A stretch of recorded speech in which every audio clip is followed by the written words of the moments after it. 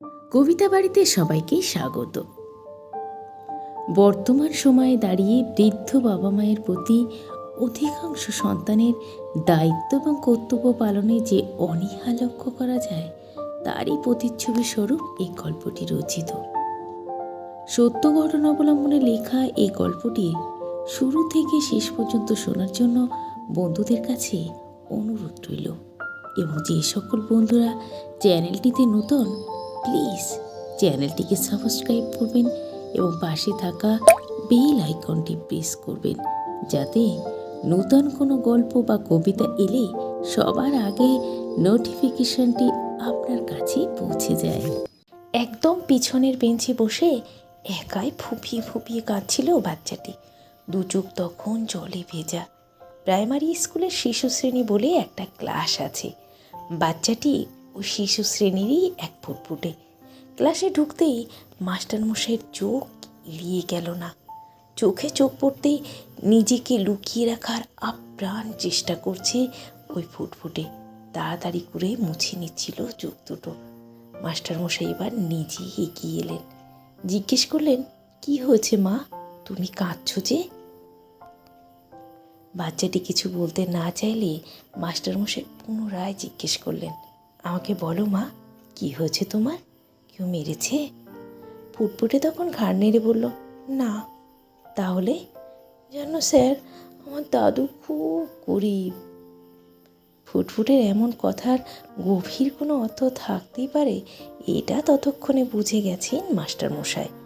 ফুটফুটিকে কোলে তুলে নিয়ে মাস্টারমশাই এবার জিজ্ঞেস করলেন, দাদু গরিব তো কি হয়েছে?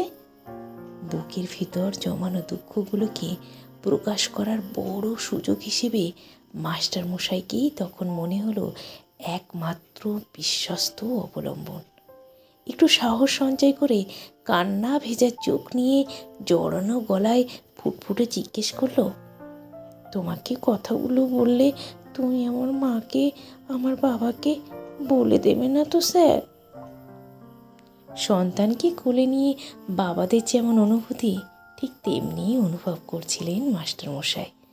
অন্যের সন্তান জেনেও নিজের সন্তানের মতো ভেবে তার সাফল্যে আনন্দ পাওয়া বা দুঃখে দুঃখী হওয়া, এমন অনুভব করাটা মাস্টারমশাই দিদিমণিদের একটা মহৎ গুণ। মাস্টারমশাইয়ের অন্তরে তখন অদম্য স্নেহের মন ডাকেনি। ফুটফুটিকে অভয় দিয়ে বললেন, কাউকে বলবো না মা, তুমি আমাকে নির্ভয়ে বলো, কি হয়েছে তোমার? জানো স্যার, আমার দাদুকে ভালোবাসার কেউ নেই। কেন এই কথা বললে মা? তোমার ঠাম্মা আছেন, তোমার বাবা মা আছেন, তুমি আছো, এত সবাই আছে, আর তুমি বলছো ভালোবাসার কেউ নেই? কান্না ভেজা চোখ নিয়ে ফুটফুটে ফুপিয়ে বলল, ঠাম্মাই তো সব থেকে বেশি ভালোবাসতো। কেন, এখন আর ঠাম্মা বাসে না? কি করে বাসবে? ঠাম্মা তো ভগবানের কাছে চলে গেছে। ঠাম্মা চলে যাওয়ার পর থেকে আমার মা বাবা কেউই দাদুকে ভালোবাসে না। দাদুকে খেতেও দেয় না আমার মা। মা বলে, এই বজ্জাত বুড়োটা কেন আগে গেল না, গেলেই বাঁচি। দাদু আর বাড়িতেই থাকে না। দাদু সকালে পেরিয়ে যায়, রাতে ফিরে। দাদুর একটা দোকান আছে বাজারে, দোকানেই রান্না করে খায়। দাদু কি কোনোদিন একা একা রান্না করে খেয়েছে? ঠাম্মা দাদুকে কত সুন্দর করে থালায় সাজিয়ে খেতে দিত। এখন দাদু নিজেই রান্না করে খায়। আমার খুব কষ্ট হয়। আমার বাবা কত বড় লোক, বাবার গাড়িও আছে। বাবাও দাদুকে ভালোবাসে না, দাদুকে খাবার কথাও বলে না বাবা। আচ্ছা স্যার, দাদুকে কেন কেউ ভালোবাসে না? মাস্টারমশাই তখন ফুটফুটিকে আশ্বস্ত করে বলে, কেন, তুমি তো দাদুকে ভালোবাসো, তুমি বাসো তো? অনেক ভালোবাসি। দাদু যখন দোকান থেকে রাতে ঘরে আসে, আমি শুনতে পাই দাদুর ঘরে টিভি চলছে। মাকে লুকিয়ে আমি তখন দাদুর ঘরে গিয়ে দাদুকে আদর করে আসি। কালকেও গিয়েছিলাম দাদুর ঘরে। মা দেখতে পেয়ে খুব মেরেছে আমাকে, বলেছে দাদুর ঘরে আর কোনো দিন যাবি না। এখন দাদুর কথা খুব মনে পড়ছিল, তাই আমি কাঁদছিলাম। ফুটফুটের এমন কথাগুলো শুনে মাস্টারমশাই তখন নিশ্চুপ। সন্তানকে কত কষ্ট করে মানুষ করে, অথচ সেই সন্তান বড় হয়ে বাবা মাকেই আলাদা করে দেয় তার থেকে। এমনটা ভাবতে গিয়ে ভীষণ কষ্ট হচ্ছিল মাস্টারমশাইয়ের। মাস্টারমশাইকে চুপ থাকতে দেখে ফুটফুটেকে জিজ্ঞেস করলো, ও স্যার, আমার যদি এত কষ্ট হয় তাহলে আমার বাবার কি একটুও কষ্ট হয় না?